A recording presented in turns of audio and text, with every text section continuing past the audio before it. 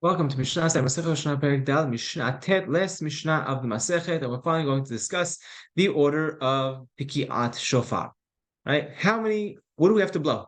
We have to blow the Shofar on Rosh Hashanah, but what do we need to hear? So it's interesting. It's interesting what we do. What we do today, we have 101 kolot. Right? Ashkenazim have 100, Sfaradim have 101 kolot. And where do we even get there? They say, Midoraita, you need 30. But where do you even get the 30 from? So it's interesting, and we'll see from our Mishnah where we really get all of this from. So firstly, just to open up, when it comes to Rosh Hashanah and the Yom Kippur, the Yovel, right, there's certain people that speak about Shofar, and we learn one from the next, right? We actually pick up whatever it says in one, we learn it to both. When it says "Ve'avarta shofar turah b'chodesh hashavi'i," right? You have a shofar in the seventh month, yani in Tishri, right? So we have our tradition tells us that all the tiruot on the chodesh on the seventh month they should all be the same, and you learn one from the next. Okay, so firstly, we know, or we'll learn that you need to have, you have a tikiyah, right? Or better yet, you have a tiruah. You have a tiruah, and every tiruah that you have a tikiyah that needs to precede it, and a tikiyah that needs to follow it. Right? We learn this from the pasuk when it says "Ve'avarta shofar," right? "Ve'avarta shofar," ha'avara, right? And then it says the end ta'aviru shofar, right? So avara again. So you have a tikiyah before and a tikiyah after. Now the tiruah itself, we're told to have a pasuk that mentions the the tiruah 3 different times. Between Rosh Hashanah and Kippur, mentions it 3 different times. It says "Ve'avarta shofar tiruah, Shabbaton zichron tiruah, and Yom tiruah yelachem." So we have 3 times it says tiruot. Now, if you have a tikiyah before and 1 tikiyah after, then you have 6 tikiyot, 1 for each tiruah. So mideoraita, what do you need to have? Tikiyah tiruah tikiyah, tikiyah tiruah tikiyah, tikiyah tiruah tikiyah. That's what you need to have mideoraita. Now, that's okay, good. That's what you need to have. Now, how long does each tikiyah need to be, and how long does each teruah need to be? That we'll discuss in our Mishnah. Now, parenthetically, right? We have today, we do tikiyah, right? We have tikiyah shivarim tikiyah, right? Then we have tikiyah teruah tikiyah. Then we have tikiyah shivarim teruah tikiyah. Right, we have all these other different breakups, and that's because we're not sure, misafek, what the actual tiruah of the Torah is. And being that we don't know what it is, it's either going to be what we call today a shivarim. It's either two, right? That's maybe that's what the Torah meant by tiruah, or did it mean what we call tiruah today? Did it mean is that what it meant? Or maybe it meant a shivarim tiruah, right? Which is a do. So what is it really? What is that tiruah? And because we're not sure which one of these 3 it is, we do them all. And that's why we have the tashat, we do 3 times, the tarat, we do 3 times, and the tashrat, we do 3 times, right? Okay, tashat is, tikah shivarim tikah, tarat tikah teruah tikah, and tashrat is tikah shivarim teruah tikah. Right, we do them all 3 times. Misafek. Right, what's interesting is we don't have a safek of the 4th option, which is a teruah and then shivarim. Right, we don't. There's no safek of saying, oh, maybe it's a do. We don't have that. That's not part of the safek. Why? So we actually say because we learned from the story of Yael and Sisra. That it says over there that there was a yilala, right?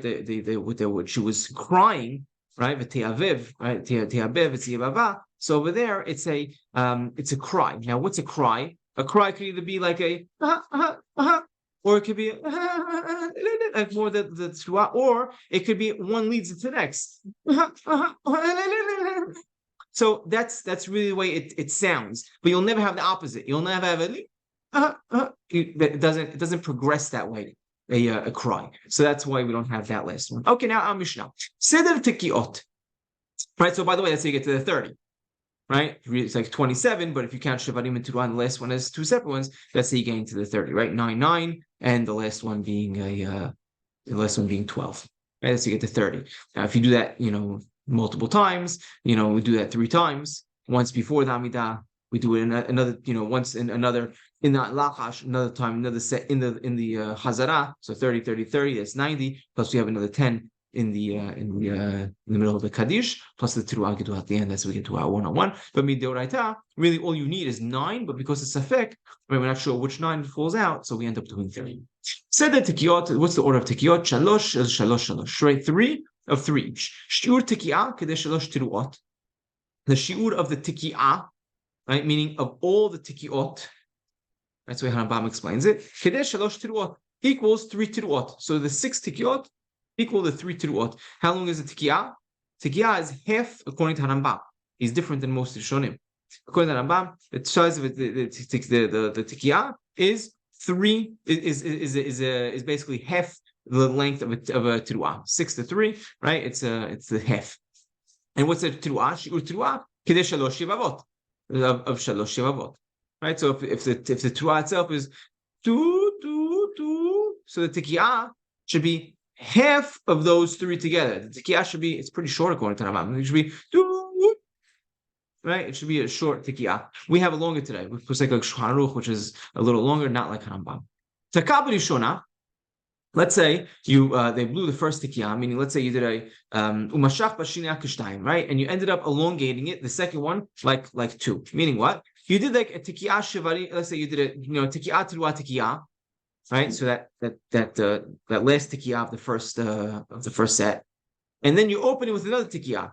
And what'd you do? The last one, so you Tikiyah Teruah Tikiyah, but that Tikiyah at the end, you made it double length. You did 2. You made it really long, and you want to use that and say, oh, it's the length of 2. Let me use it for the closing of this first set and the opening of the next set. And bi'ado elahad. That doesn't count. You only get 1 tikiyah. You only get one sound out of it, and you'd have to blow another tikiyah. Right? That's the din. That's what the halacha is. Now the Mishnah continues. Mishiberech, right? Mishiberech over here is talking about the berachot in the Amidah. Someone who prayed. Right, he's saying the 9 berachot that we mentioned, right? The 3 opening ones, and then malchuyot, zichron, shofar, and the last 3. And afterwards, he got a shofar. Right? Only after you finish praying. So he does it. He blows it. The tikiyah teruah tikiyah 3 times. Right, as we mentioned. Right, that's his deoraita. That's how he fulfills his obligation. Now Mishnah continues. The same way the Shaliach Tzibur is hayav. Over here now we're talking about the Amidah still, right? Yeah, he's obligated to pray. The same way the Hazan is obligated to pray. So to every Yachid, every individual also has to pray. He can't be yotzeh with what the Hazan says. Now Rabban Gamliel Omer Shaliach Tzibur motzi et rabim yedei chovatam. Rabban Gamliel says that the Shaliach Tzibur, the Hazan, could actually help the individual fulfill his obligation. Right? So does the individual have to pray? Or could he be yotzeh with what the Hazan is saying? So Tanakama says the individual must pray. Rabban Gamliel says the Shaliach Tzibur, the Hazan, could be motzi. Now, Hanabam points out that this machlok between Rabban and Chamim is not just on Rosh Hashanah. It's every day of the year.